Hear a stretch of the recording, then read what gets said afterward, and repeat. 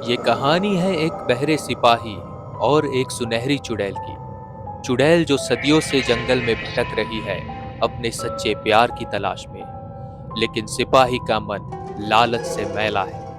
वो उसे बदले में दे पाता है तो बस धोखा, जिसके बदले में वो पाता है एक खौफनाक सजा।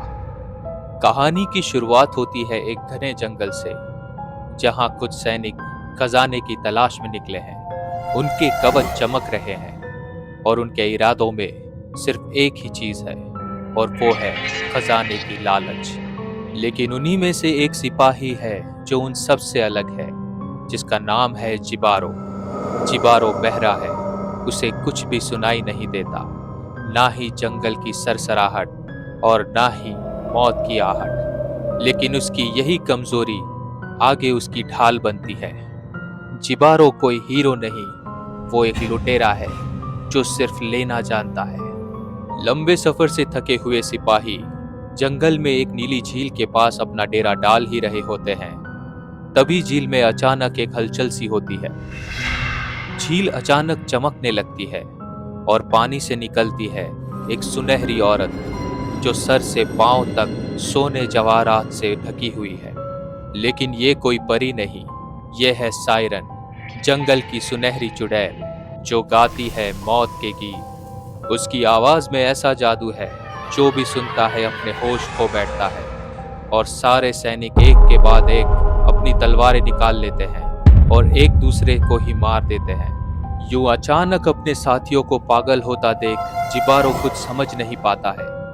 वहीं दूसरी तरफ सायरन भी जिबारो को देखकर हैरान रह जाती है। वो समझ नहीं पाती है कि ये आखिर है कौन जो उसके जादू से बच पाया है। वो दोनों ही एक दूसरे से डर जाते हैं और जिबारो जंगल की तरफ भाग जाता है।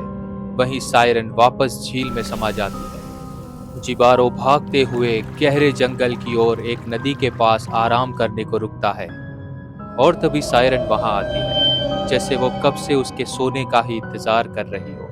वो उसे छूती है, महसूस करती है, लेकिन ये कोई रोमांटिक कनेक्शन नहीं, ये जिज्ञासा है, सनक है। ये क्यों नहीं मरा, ये आखिर क्यों नहीं डरा, उसके लिए जिबारो एक राज बन जाता है। सायरन के अंदर का इंसानी हिस्सा जागता है, एक उम्मीद कि शायद ये सिपाही मेरी आवाज के बिना भी मुझे देख पाएगा।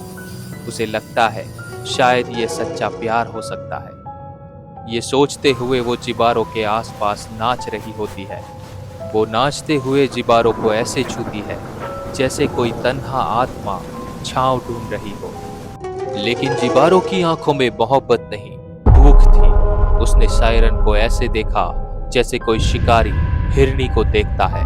उसे बस सायरन के गहनों में दिलचस्पी होती है, और जैसे ही उसे मौका मिलता है वो पूरी बेरहमी से उसके शरीर का हर मोती, हर गहना नोच डालता है। वो उसकी कोमल चमक को उंगली से खरोचता है। सायरन की चमक अब खून में बदल रही थी।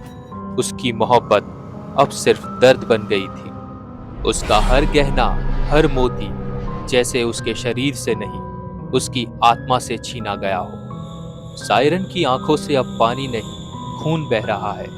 सायरन चीखी, मगर जिबारो के लिए वो आवाज अब भी एक सन्नाटा है। सायरन को वहां घायल छोड़कर जिबारो जंगल की ओर भागता है।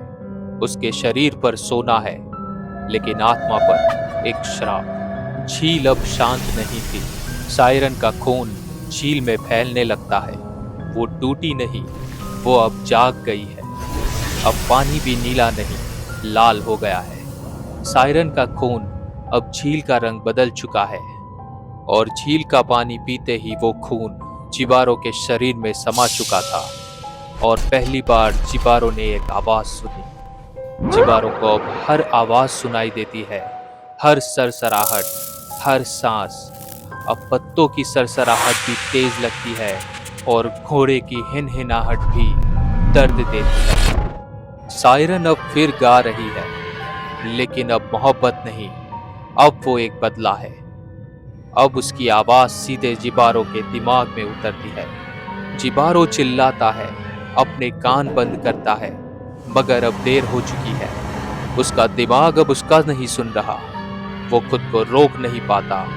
उसके पैर खुद ब खुद झील की ओर बढ़ते हैं और अंत में वही करता है जो बाकियों ने किया था। वो झील में गिरता है और डूबकर मर जाता है। चिबारो की कहानी एक खजाने की तलाश नहीं, ये एक चेतावनी है। सायरन कोई परी नहीं, वो इंसान की असभ्यता का आईना है जो हमें समझाती है, जिसे तुम समझ नहीं सकते उसे बर्बाद मत करो। चिबारो शुरुआत में बचा नहीं था, वो बस थोड़ा देर से मरा, जैसे हर वो इंसान जो प्रकृति को समझे बिना उसे लूटने लगता है। यहाँ जिबारो एक काल्पनिक स्वरूप है इंसानी लालच का, वहीं सायरन है हमारी प्रकृति। सायरन प्रकृति का वो स्वरूप है जो सुंदर है, रहस्यमयी है और ताकतवर भी। प्रकृति को इंसान हमेशा खजाना समझता है जिसे लूटा जा सकता है, लेकिन इंसान उसे एक जीव नहीं, एक ऑब्जेक्ट समझता है। जंगल, नदियां, झीलें, पहाड़, हम उन्हें जीती जागती चीजें नहीं समझते, हम उन्हें सिर्फ संसाधन समझते हैं।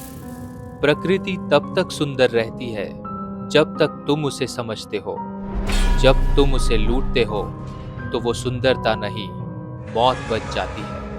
हर नदी, हर झील, हर जंगल कोई खजाना नहीं, वो जिंदा आत्माएं हैं, और जब इंसान उन्हें नोचता है तो वो अपनी सबसे भयानक आवाज में जवाब देते हैं। इस कहानी के बारे में आप क्या सोचते हैं, कमेंट बॉक्स में लिखकर जरूर बताइएगा। और हमारा ये चैनल बहुत ही जल्द 1000 सब्सक्राइबर पूरे करने वाला है, और आप सबके सहयोग से ये बहुत ही जल्द हो सकता है। इसलिए लाइक, शेयर और सब्सक्राइब करना मत भूलिएगा। मिलते हैं अगले वीडियो में एक नई कहानी के साथ। आप देख रहे थे द मूवी एक्सप्लोरर। वीडियो को एंड तक देखने के लिए आप सभी का धन्यवाद।